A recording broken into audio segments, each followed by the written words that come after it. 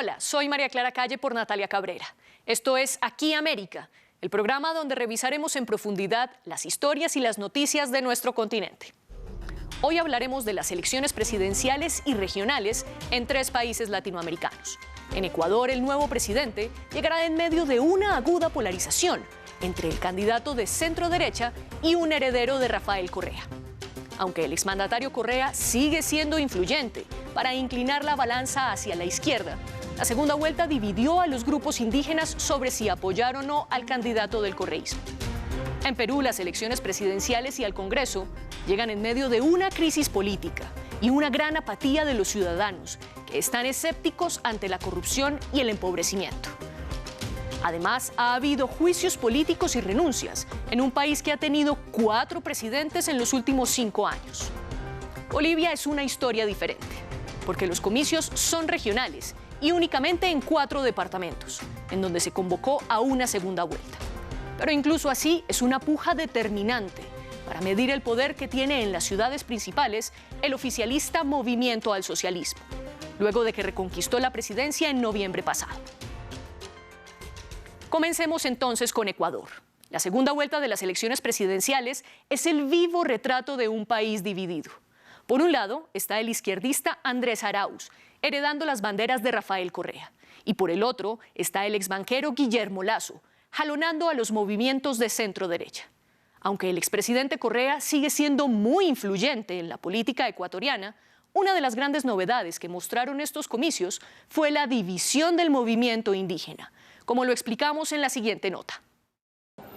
Rafael Correa no está en el tarjetón, pero su presencia se siente a través de uno de sus ahijados políticos, Andrés Arauz, quien se consolida como la nueva cara visible del correísmo en Ecuador. Con él, las ideas del expresidente siguen vivas y particularmente la revolución ciudadana que impulsó Correa durante más de una década. Correa tuvo un poder electoral enorme desde 2006, cuando fue elegido presidente por primera vez. Luego, los ecuatorianos lo reeligieron en 2009 y en 2013. Para los comicios de 2017 no se presentó en cuerpo propio, pero apoyó a Lenín Moreno, su vicepresidente y mano derecha. Sin embargo, Moreno se alejó, giró hacia el conservadurismo y se acercó al Fondo Monetario Internacional.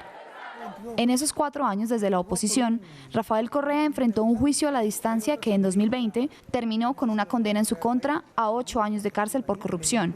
Esto le trajo su muerte política en el año en el que aspiraba a ser candidato vicepresidencial y ahora intenta recuperar su influencia a través de Andrés Arauz. La gran diferencia es que los indígenas no apoyan unificadamente al correísmo por el fraude que denuncia el excandidato Yacu Pérez, el líder indígena que no llegó a la segunda vuelta presidencial. En respuesta, la mayoría de grupos étnicos decidió apoyar al voto nulo, pero no todos eligieron el mismo camino. Jaime Vargas, presidente de la confederación que agrupa a todas las asociaciones aborígenes, declaró su respaldo a Arauz. Pase lo que pase, venga lo que venga. Señor Andrés Arauz, economista, tienes apoyo de todas las nacionalidades de la Amazonía ecuatoriana. Por otro lado, la ex candidata Birna Cedeño, antigua fórmula a la vicepresidencia de Yacu Pérez, se inclinó por el exbanquero Guillermo Lasso, aunque sostiene que es un voto en contra del correísmo. Yo me dirijo al señor Lasso, votaré por usted, será un voto antisocialismo del siglo XXI. El movimiento indígena Pachacutic expulsó a Vargas y Cedeño de sus filas. Así, el nuevo presidente de Ecuador asumirá sin tener el respaldo unificado de los movimientos indígenas, algo que ha sido muy común en la última década. Ahora hablemos de Perú. Este es un caso bastante particular en América Latina, porque las elecciones nacionales terminan con un ciclo presidencial nunca antes visto. En solo 5 años, el país vio pasar a 4 presidentes. El primero renunció, al segundo lo destituyeron, el tercero duró solo 5 días en el poder y en su reemplazo asumió el actual mandatario que entregará el Ejecutivo al candidato ganador entre 18 competidores. Esta es la historia de una crisis política sin precedentes en Perú.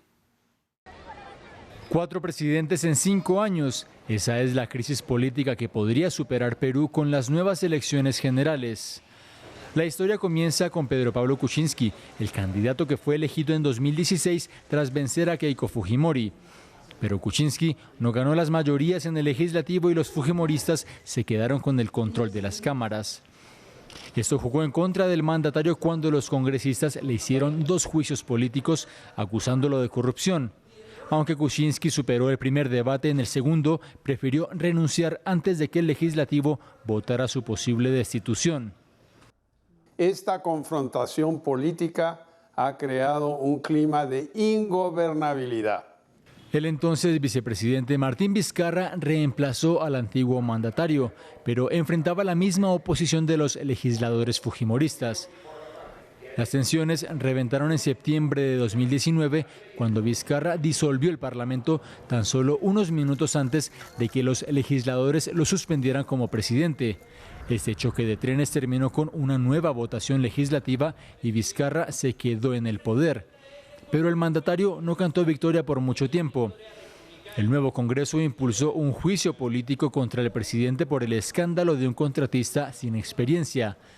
Vizcarra se salvó de la moción, pero 2 meses después, el Congreso le hizo un segundo juicio político por supuestas acusaciones de soborno en su contra y, esta vez, la mayoría de los congresistas optaron por destituirlo. Hoy día dejo Palacio y Gobierno. El Ejecutivo quedó en manos del entonces presidente del Congreso, Manuel Merino, pero de todos fue el mandato más corto. Desde su posesión se realizaron las protestas más grandes que ha habido en 20 años.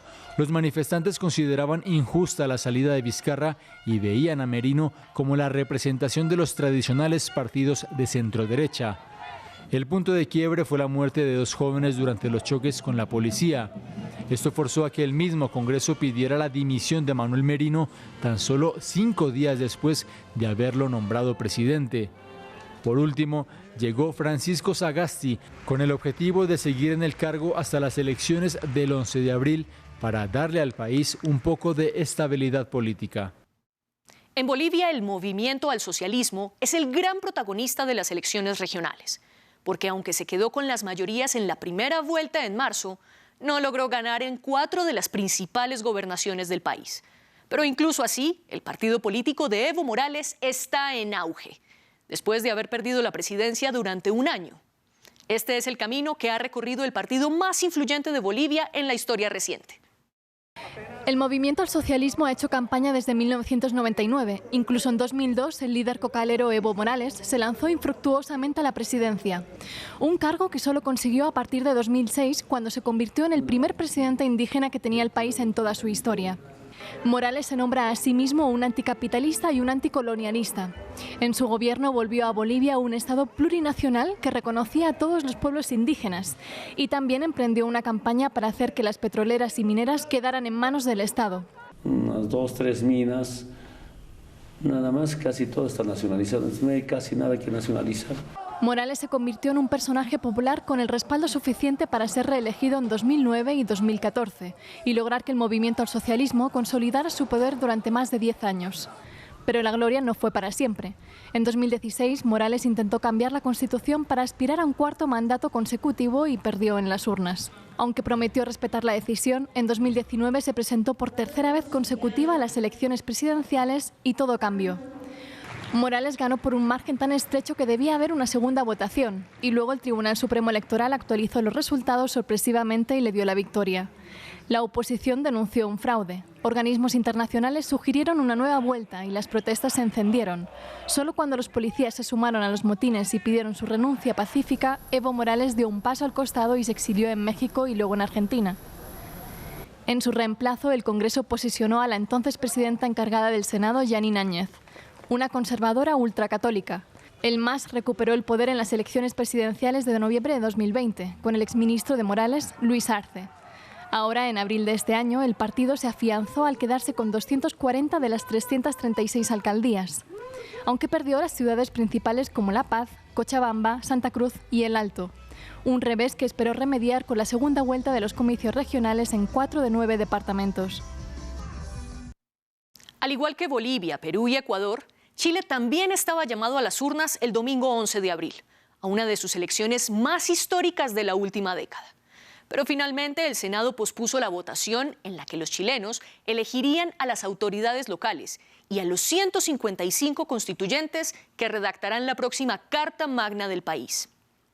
El Congreso aceptó la propuesta del presidente Sebastián Piñera de mover las elecciones hasta el 15 y el 16 de mayo, ante el repunte de contagios de COVID-19.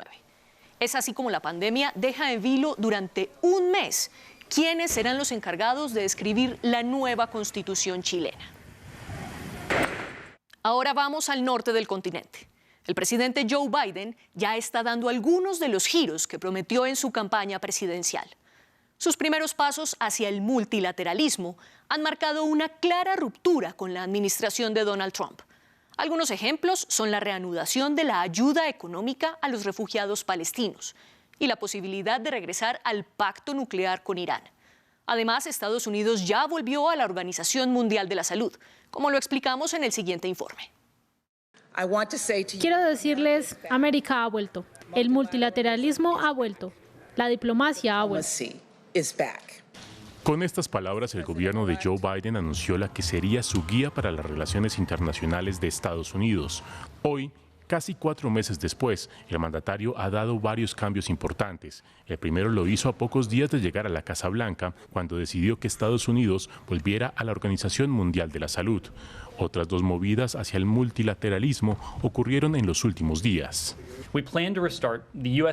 Planeamos reiniciar la asistencia económica para el desarrollo y la seguridad humanitaria de Estados Unidos al pueblo palestino. Incluye 75 millones en asistencia económica y para el desarrollo en Cisjordania y Gaza, 10 millones para programas de consolidación de la paz y 150 millones en asistencia humanitaria para la Agencia de Obras Públicas y Ayudas de la ONU. Con esto, Biden se aleja cada vez más de las políticas de Donald Trump, en cuyo mandato Estados Unidos se afianzó como uno de los mayores aliados de Israel. Finalmente, la nueva administración de Biden ha dicho estar dispuesta a negociar con Irán y con las 5 potencias que firmaron el acuerdo nuclear de 2015. Aunque el gobierno de Biden todavía no se ha comprometido a levantar las sanciones contra los persas, está explorando la posibilidad de que Estados Unidos vuelva a suscribir el pacto del que Trump se retiró en 2018. Y terminemos nuestro programa con la imagen de la semana. Millones de mariposas monarcas han encontrado un santuario en México para salvarse de la posible extinción. Y es que en los últimos 20 años, el 90% de esta especie ya se extinguió en el mundo. Para contrarrestar este proceso, la Reserva de Biosfera, que está entre Michoacán y el Estado de México, recibe cada año a millones de mariposas monarcas. El sitio es tan valioso que la UNESCO lo declaró Patrimonio de la Humanidad en 2008. Y así llegamos al final de nuestro programa. Gracias por acompañarme en Aquí América. Recuerden que pueden seguirme a través de las redes sociales que ven en sus pantallas. Soy María Clara Calle por Natalia Cabrera. Quédense conectados para más noticias internacionales en France 24 y France24.com.